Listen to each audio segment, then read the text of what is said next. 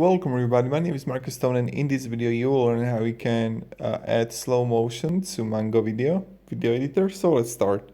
First, what you want to do is just click on your video, and now don't click it on it, you will have a time FX here. So what you want to do is just click slow motion, and you can make it like bigger, like okay, we want to have this part of slow motion, or increase it like this. It's really up to you. And now how much you want it to have slow motion, like this one here, let's say. Okay, and now let's play it.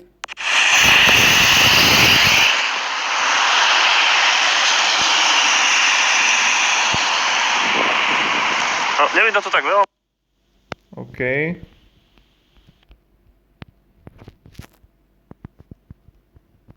Wow, okay, no. So let's see.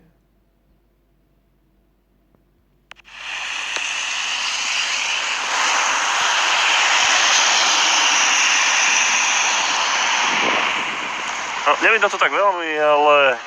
Oh, you can see the slow motion now.